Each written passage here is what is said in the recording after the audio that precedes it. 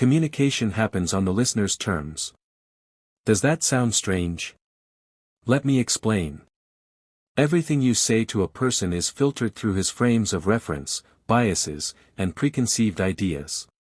What remains is ultimately the message that he understands. For many different reasons, he can interpret what you want to convey in a totally different way than you intended.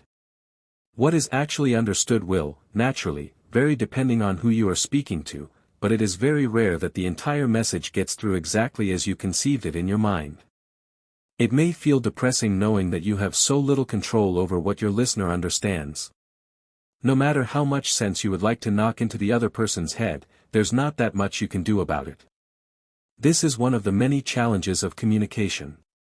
You simply can't change how the listener functions.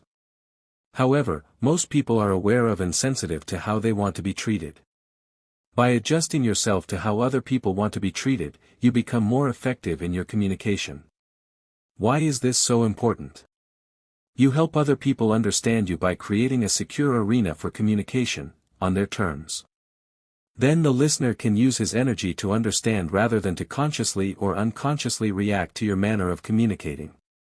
All of us need to develop our flexibility and so be able to vary our style of communication, adapting it when we speak to people who are different from us.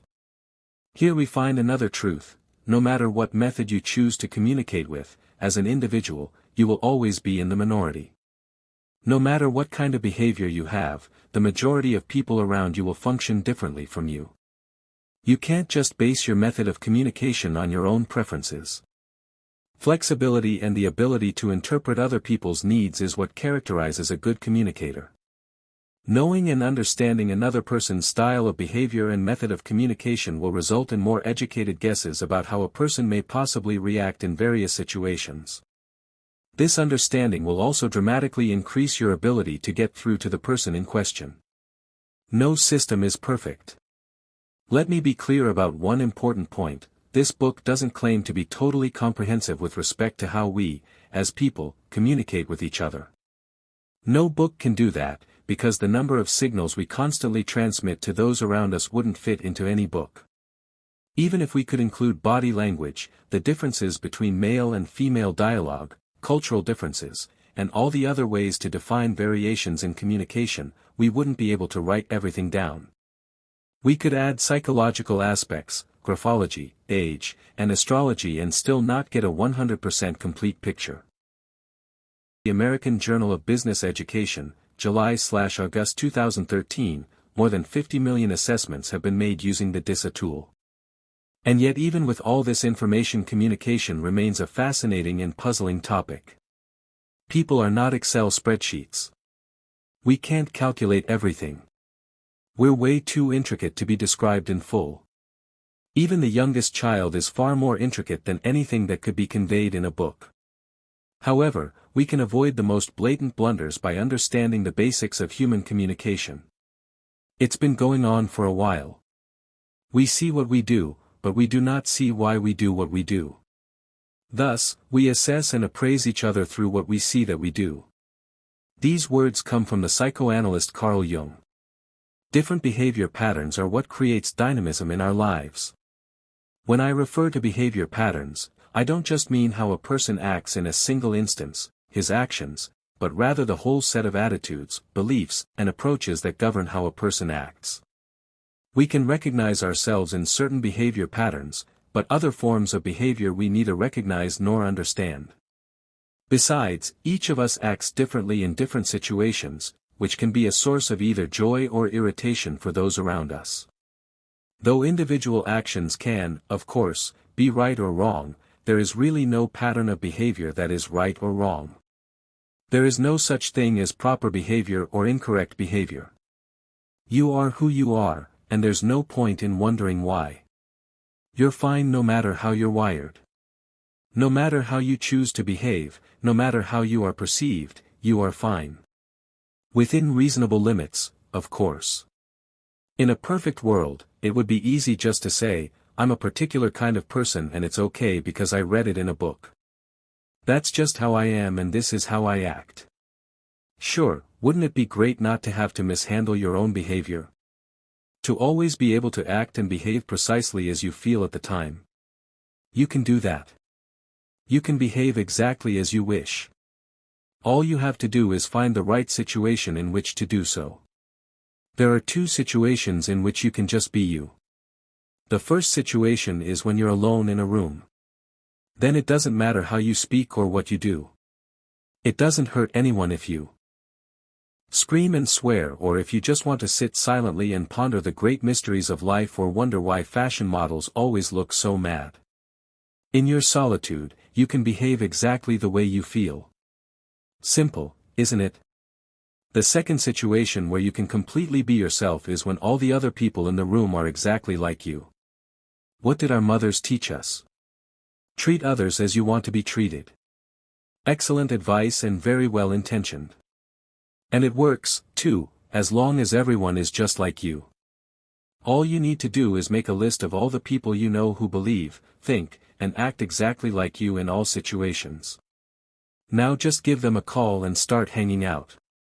In any other situation, it might be a good idea to understand how you are perceived and to learn how other people function. I don't think I will make headlines by saying that most people you meet aren't like you. Words can have incredible power, but the words we choose and how we use them vary.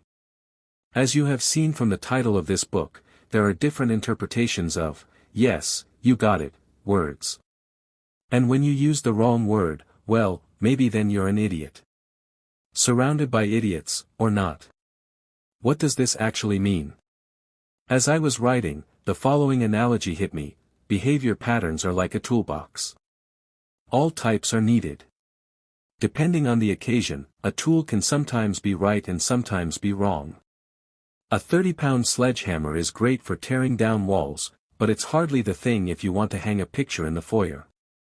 Some people are opposed to the idea of sorting people into different behavior types. Maybe you believe that you shouldn't categorize people in that way, that it's wrong to pigeonhole people. However, everyone does it, perhaps in another way than I do in this book, but we all register our differences nonetheless. The fact remains that we are different, and in my opinion, pointing that out can be something positive if you do it in the right way. Improperly used, every tool can be harmful. It's more about the person using it than the tool itself. This book is your introduction to human behavior and dialogue. The rest is up to you. Parts of what you are going to read I have gathered from TTI Success Insights. I would like to take this opportunity to thank Soon Gelberg and Edouard Levitt for so generously sharing both their experience and their training materials. No matter how strange it might seem, in theory, every kind of behavior is normal. Normal behavior is relatively predictable. Every person reacts in a habitual manner in similar situations. But it's impossible to predict every possible reaction before it happens. Normal behavior is part of a pattern. We often react in consistent patterns. Therefore, we should respect one another's patterns and understand our own. Normal behavior is changeable. We should learn to listen, act, speak openly, and reflect in order to do what is relevant right now. Everyone can adapt. Normal behavior can be observed. We should be able to observe and consider most forms of behavior without being amateur psychologists. Everyone can take note of the people around them. Normal behavior is understandable. We should be able to understand why people feel and do what they do, right now. Everyone can think about why. Normal behavior is unique.